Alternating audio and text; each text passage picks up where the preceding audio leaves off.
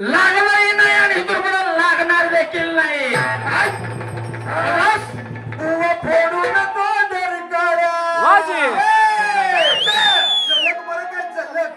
मी कधी काही असलं म्हणत नाही बुवा. हे मी पहिलं ध्यानात घ्या, कारण राम महाराज म्हणतात मला फोडू नको दरकार्या तुझं झालं इथून तू फोडू नको दरकार्या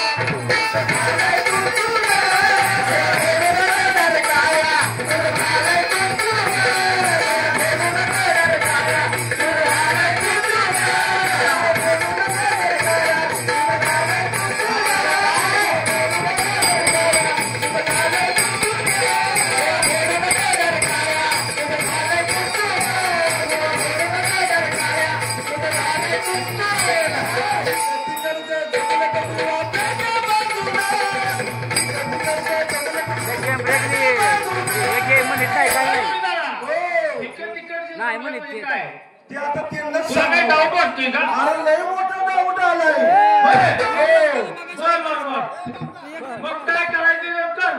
नाही नाही म्हणून सांगतोय. हे बुवा अरे फोडून नको दरकार्या तुझं झालंय तू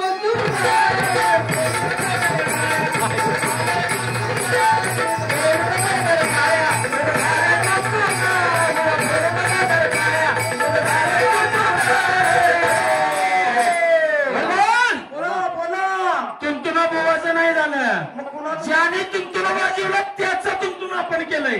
बरोबर आहे ना? लोकांना आपल्याला काही बोलायची गरज महाराज गरज पण नाही. त्याची म्हण आहे एक टोपली असते टोपली. बरोबर आहे नाही? कशाची? फळांची. आंब्याची असेल मोसंबीची असेल सफरचंदाची असेल. बरोबर बरोबर. आणि त्याच्या ती चांगली असताना त्याच्यामध्ये एक जर फळ जर त्याच्यामध्ये जर त्याला कीड लागली असेल फळाला त्या तर ती काय करती टोपली कीड लागती. तसं आताची कथा म्हणजे महाराजांनी काही बुवा म्हणले म्हणून तुम्ही काही लावून घ्यायचं नाही म्हणून.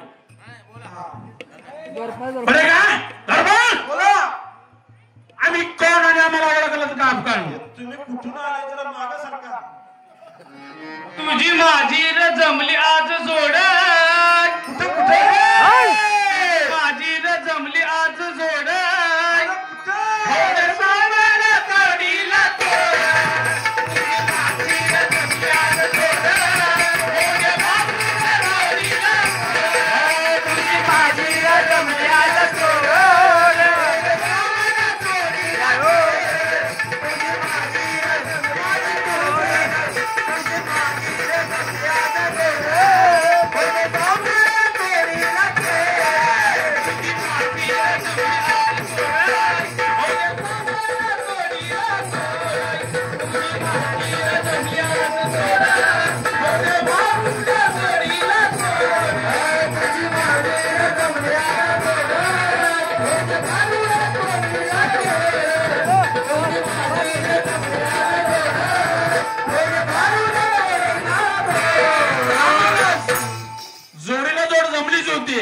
मध्यंतर कोणतरी बोललं होतं की आज सोग्याला सोगा चाललाय. बरोबर आहे का नाही?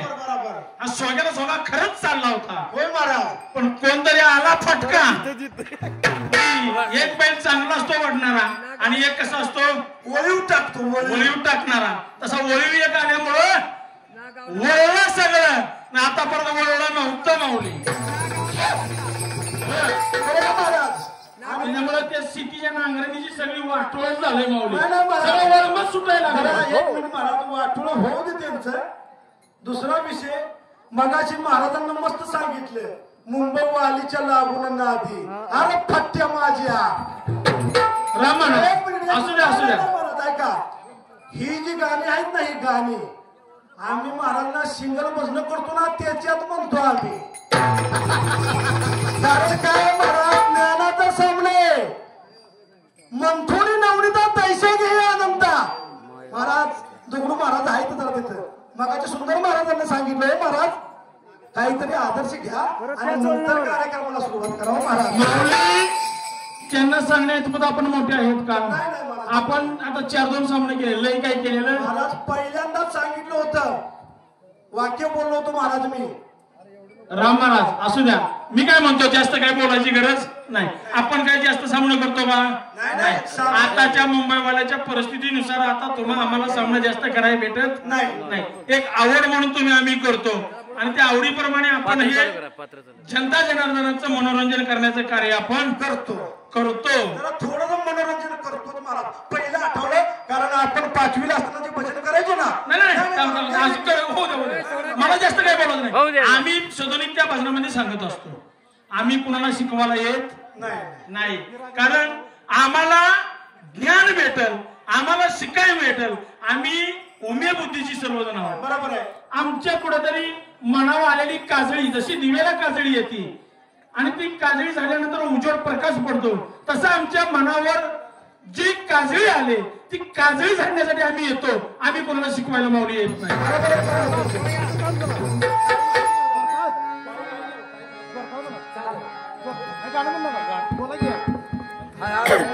मार काय मोर पुरा बोला महाराज.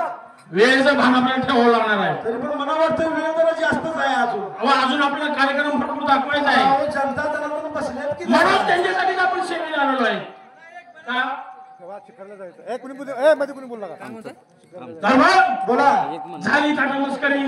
जुनं एक आठवलं होतं मला म्हणू का पण वेगळं आहे बरं का. जरा काय सामनेवाल्याला मनाला लावून घेऊ नका.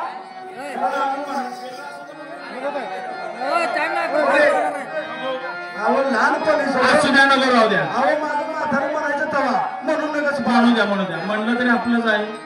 आपल्याला त्यांनी शिकवलंय. ठीक आहे मला चला बोला झाली थटा मस्करी पूर्ण झाली. बरोबर. आता आमच्या विश्रांतीची वेळ झालेली आहे. बर महाराज. आणि आमच्या मनोरंजनासाठी आपल्याला आता शिकारीला जायचं आहे.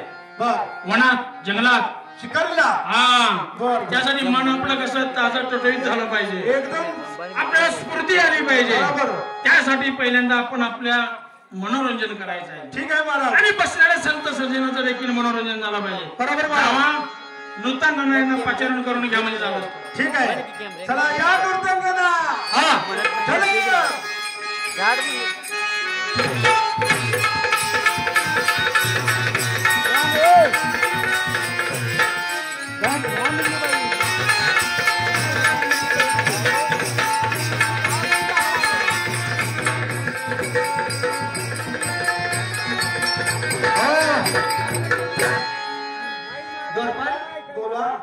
दोरपाला येत ना मला समजत नाही का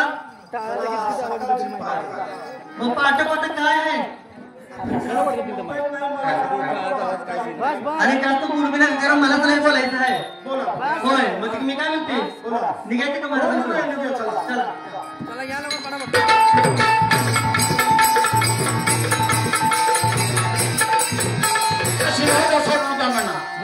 तुम्हाला दरबारमध्ये पाचारण करण्याचं कारण म्हणजे एकच. आमचा आणि बसलेल्या या संत सज्जनाचा मनाचं मनोरंजन करण्यासाठी आपल्याला बोलवण्यात आलेलं आहे. महाराज एवढे वर्ष झाले मी आजपर्यंत कुठेतरी गेले तरी पण मी माझी कला सुंदर पद्धतीने प्रामाणिकपणे सादर करत आलेले आहे. म्हणून लोकांच्या हृदयामध्ये तेव्हा पण होते आणि आधी आहे. आज विलंब कशाला करायचा? चला आणले की राणीने सांगितलं.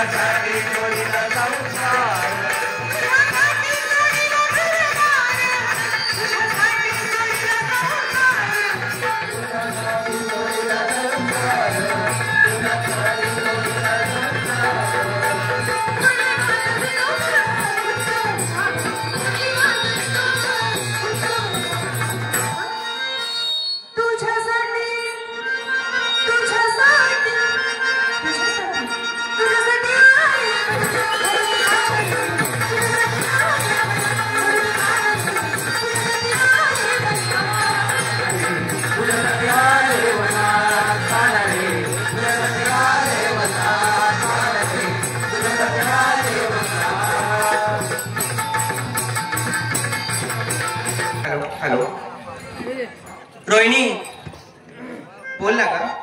समोरचे सन्मानित व्यक्ती म्हणली उत्तर बरोबर आलं आणि बरोबरच उत्तर आपलं चुकलंच नव्हतं.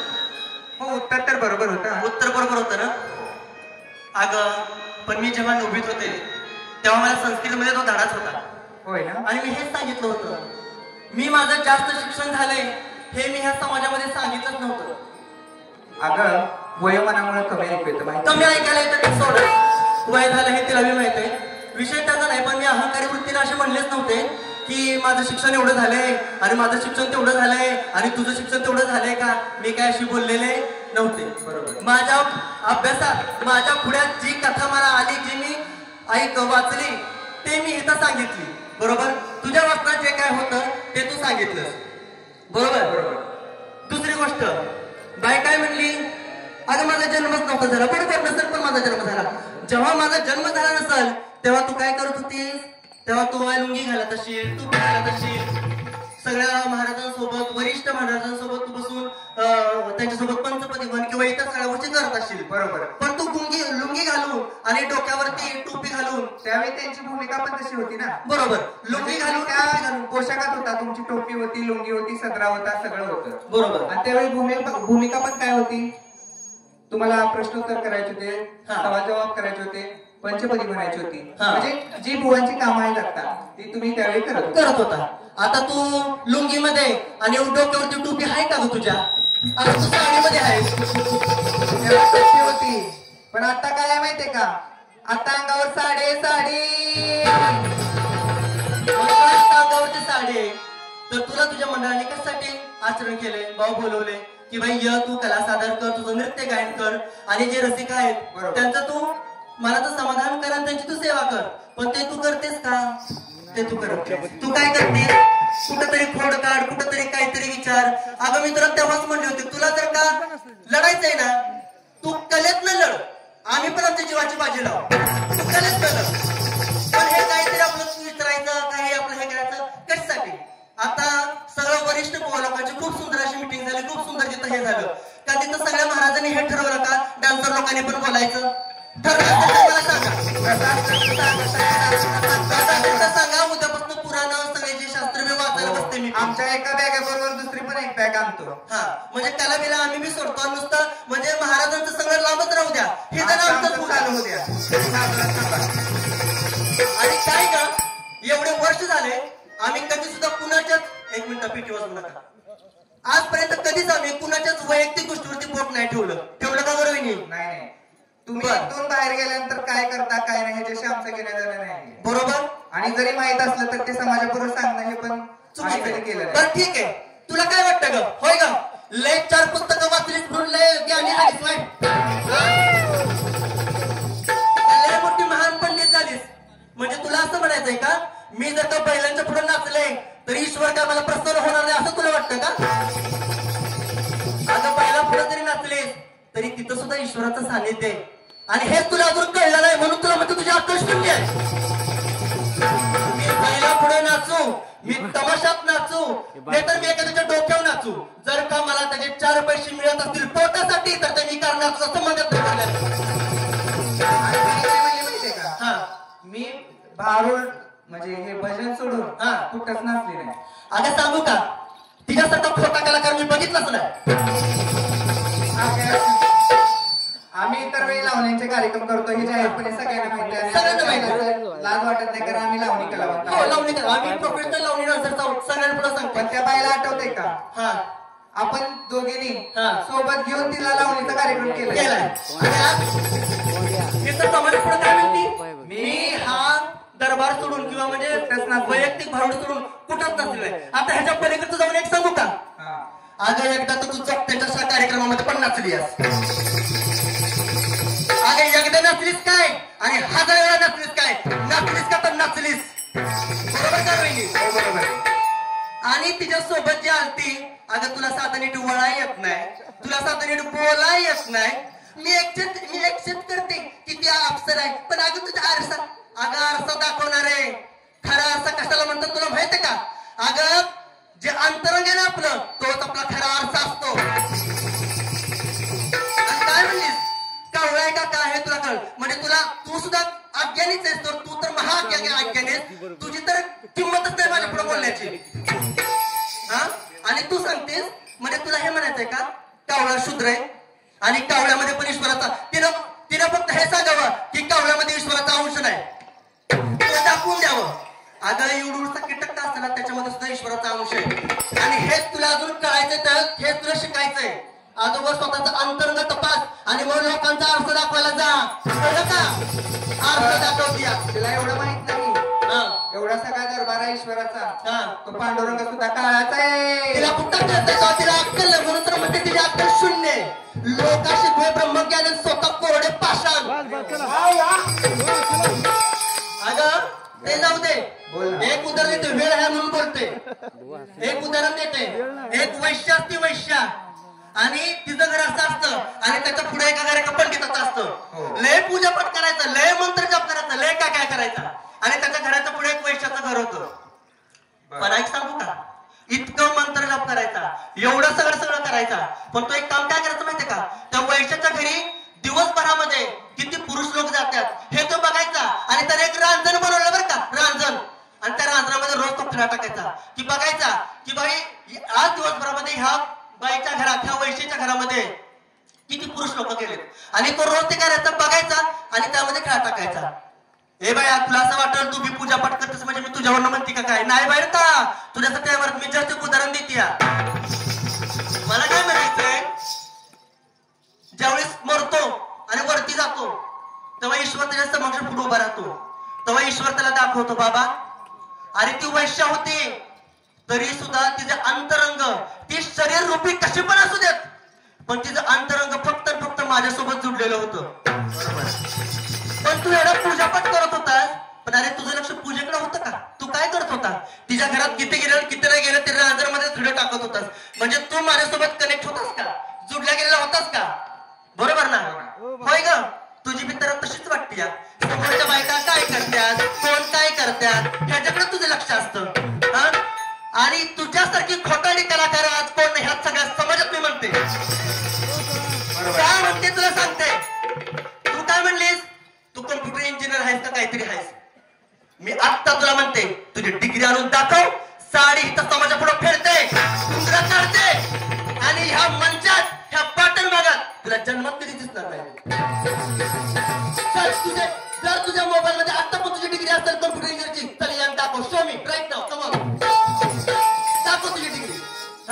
अगं तिला आळस नाही घातला. कॉम्प्युटर ऐक ना, कॉम्प्युटर इंजिनियर झाले ना, मला कुठल्याही एका लँग्वेजचं, ज्या कॉम्प्युटरच्या लँग्वेज आहेत, सी प्लस प्लस आहे, सी प्लस आहे, जावा प्लस आहे, त्याचा कुठलाही एखादा प्रोग्राम सांगायचा तोंडी.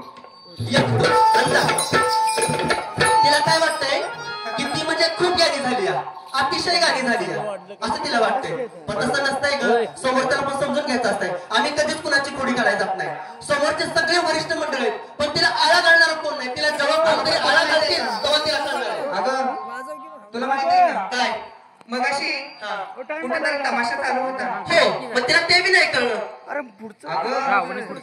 तुला विचारते मी, अगं तमाशा तिथंच की चालू होता. एवढ्या सगळ्या गवळणी आहेत त्या, लाखो गवळणी आहेत त्या. संत एकनाथ महाराजांनी एवढ्या गवळणी लिहिल्या, किती गवळणी लिहिल्या, त्यातली एक सुद्धा आठवली नाही तेव्हा. एक पण आठवलं नाही. काय म्हणली, नटलंय तुमच्यासाठी. अगं लावणीच्या कार्यक्रमाला जातो नाही म्हणून लावणीच आठवणार ना. लावणीच्याच कार्यक्रमाला जातो तुम्ही. अगं तिचा तर ग्रुप पण होता कोणाचा, आणि ते आता कुठं सांगायला जावा. आता सांगणार बायकाचा तमाशा ना. बरोबर. आणि त्याच्यामध्ये ती होती आणि आता स्पष्टपणे खोटं बोलते की मी फक्त ह्याचाच कार्यक्रम करतो. तुला अजून करणं गरजेचं आहे की सगळ्या चलाचलामध्ये ईश्वर आहे. मग तू बैलाचा पुढं नाच, नाही तर कशाचे बी पुढं नाच. जर तू प्रामाणिक असशील तर ईश्वर तुला तिथं प्रसन्न होणार. हे तुला कळलं पाहिजे. जेव्हा तुला ते कळेल तेव्हा तू त्या ईश्वराशी कनेक्शन होईल. तू होणार नाहीस, समजून घे.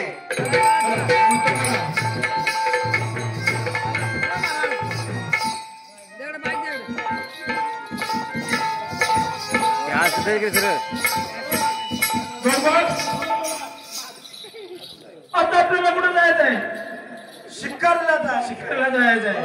सर्व तयारी झाली, हो झाली. झाली ना? मग चला मग शिकायला.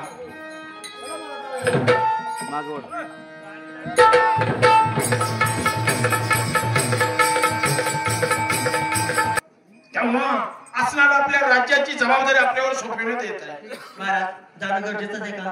होय, जावंच लागणार आहे. ठीक आहे. जर का तुमचा हाच अंतिम निर्णय असेल तर मलाही काही हरकत नाही. आपण असं जावा आणि असं माघारी या. जरूर. कारण तुम्हाला माहिती आहे, तुम्ही जर काही इथे नसाल तर संपूर्ण राजवाड्याची खूप लगबग होते. म्हणून तर तुम्हाला आम्ही या प्रजेची कुठली हालत नाही झाली पाहिजे, कुठली अपेक्षा नाही झाली पाहिजे. महाराज सेवकांना घेऊन आपण हे राज्य सांभाळायचं. तुम्ही अगदी निश्चिंत व्हा महाराज. काय येऊ आम्ही.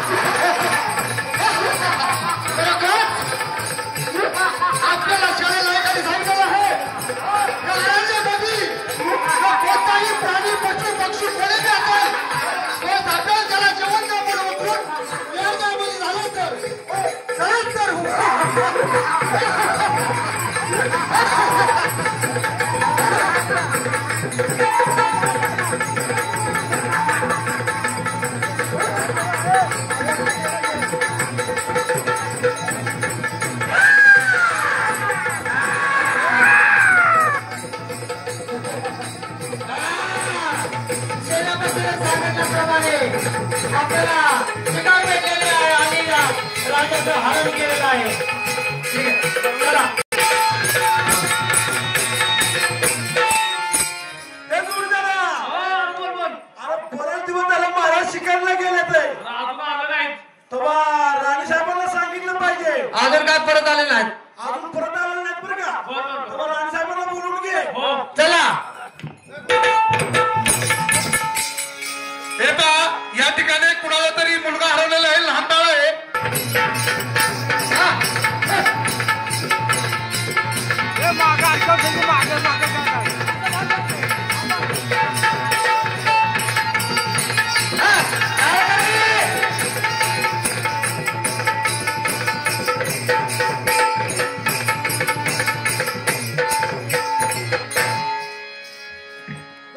बोला.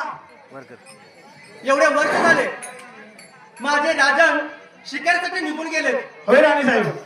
परंतु ते अजून सुद्धा आपल्या राज दरबारामध्ये परत आलेले नाहीये. होय राणी साहेब. आणि मला अगदी मनाला व्याकुलता झाली आहे की नक्की अरण्यामध्ये काय त्यांच्यासोबत झालं तर नसावं ना. नाही नाही राणी साहेब, मी काय म्हणतोय आता, काय म्हणताय? बरेच दिवस झाले महाराज शिकारला गेलेले, हो. अजून काही पूर्ण आलेलं नाही. हो ना. तेव्हा आता माझं थोडं म्हणणं ऐकता का तुम्ही? आता तुमचं काय म्हणणं आहे? एक काम करा की आता. काय म्हणताय? राणी साहेब, हा. आता काही महाराजांचा विचार करावा असं मला वाटत नाही. द्वारपाल, ते माझे स्वामी, त्यांचा विचार मी नाही करणार तर कोण करणार? बरेच दिवस झाले आलेले नाहीत ना. बरेच दिवस जे आले नाहीत म्हणून तर मी सकाळ सकाळ थोडे स्वार झाले. जरा जरा आमचा मी थोडा विचार करा. सांभाळून बोला. अहो, आता बरेच दिवस झाले. बरेच दिवस झालेत म्हणून सकाळ सकाळ मी घोडेस्वार झाले आणि मी सुद्धा आता अरण्यामध्ये जाऊन माझ्या स्वामींचा, माझ्या राजांचा कुठं ठाव ठिकाणा लागतोय का हे मी बघणार आहे. पतिव्रता निघाली नवरा शोधायला. पतिव्रता निघाली नवरा शोधायला. पतिव्रता निघाली नवरा शोधायला. पतिव्रता निघाली नवरा शोधायला. पतिव्रता निघाली नवरा शोधायला. जेव्हा राजे गेले होते शिकारीला तेव्हा त्यांनी संपूर्ण राज दरबाराची जबाबदारी माझ्यावरती सोपवलेली होती. बरोबर आहे. आणि आता मी तुम्हाला आदेश करते, जोपर्यंत मी राजाचा ठाव ठिकाणा घेऊन माघारी येत नाही ठीक आहे. तोपर्यंत तुम्ही दोघांनी आपला संपूर्ण राजकारभार व्यवस्थित सांभाळायचा. ठीक आहे. गरिबांना व्यवस्थित न्याय दिला पाहिजे. बरोबर आहे. श्रीमंतांना त्यांच्या पद्धतीने ठेवलं गेलं पाहिजे. बरोबर आहे. दान धर्म करताना कुठं सुद्धा कमी पडायचं नाही. नाही कमी करून देणार. हा, मग आता मी जाते. राजे माझे कुठं अडकले कुठं फसले हे बघते आणि त्याचा ठाव ठिकाणा घेऊन मी माघारी येते. ठीक आहे राणी साहेब, चला.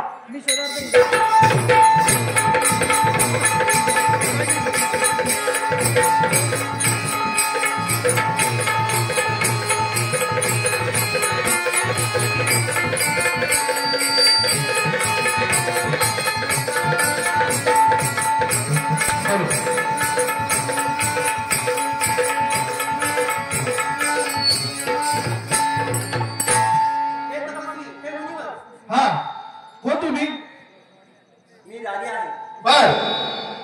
आणि तुम्ही कोण आहात? मी ह्या जंगलातील वाट सुरू आहे आणि ह्या वाटेने मी जात आहे, परंतु मी अंतर्ज्ञानाने जाणतो तू एका राजाची राणी आहेस, परंतु तू तुझ्या नवऱ्याला शोधत असावीस हे सुद्धा मी अंतर्ज्ञानाने जाणतो.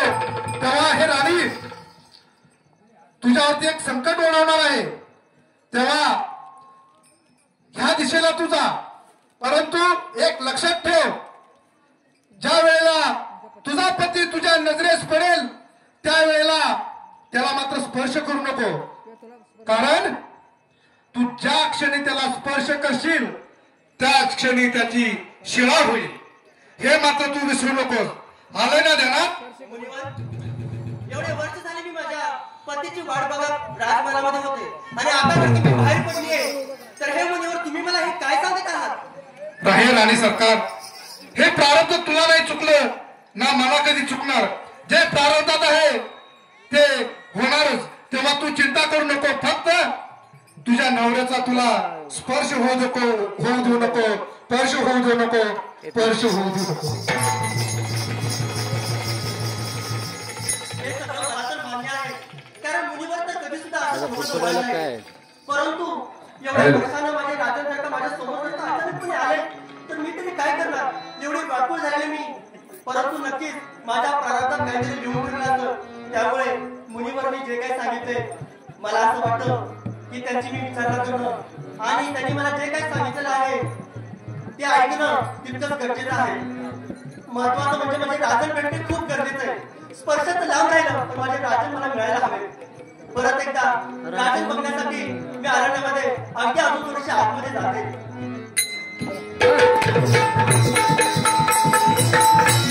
त्याच्या मागे राणी साहेब पण गेल्या, त्या पण अजून बरेच दिवस त्याला आलेले नाही. बर आपल्यावरती जबाबदारी दिलेली आहे. बर बरोबर तू फार पाडतो ना ती जबाबदारी. आता दोघं सांगती नाही जोडीदार. काय नाही तरी पण विशेष लक्ष ठेव बरं का त्याच्यावरती. बर चालतंय. ठीक आहे, चला आपण फेर फटका मारून येऊया जरा. बर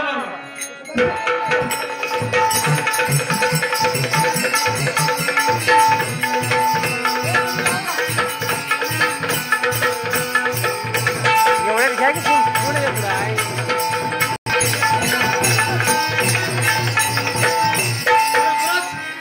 जसं आपण राजाला पकडून गेलो तसंच या राणीला सुद्धा पकडून गेलं पाहिजे.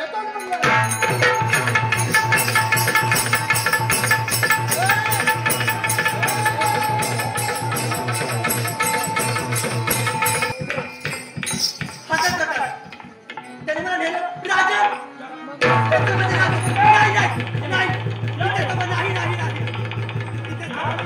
माईक द्या की रे.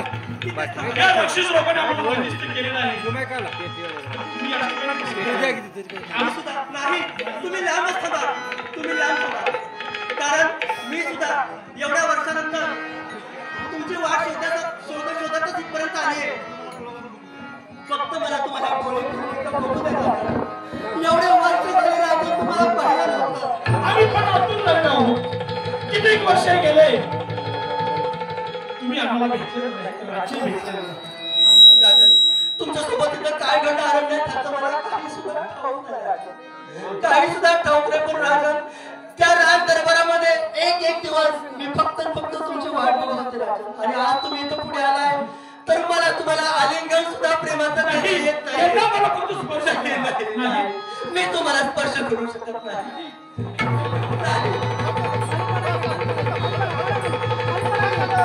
हे काय झालं राजाने? काय झालं? काय होईल आणि काय नाही काय माहिती नाही. मुनिवरनं तर काय सांगितलेलं आणि राजाने तर मला स्पर्श केला. आता पुढे अजून काय वाढून ठेवले रे ईश्वरा? हे पांडुरंगा, पुढे अजून काय वाढून ठेवलं? आता काय करू? मुनिवरने तसं सांगितलेलं की माझा स्पर्श होता माझे राजन एक शिला होतील, एक पाषाण होतील. आता तसंच झालं. माझे राजन एक शिला, एक पाषाण झाले. तुम्ही बोला.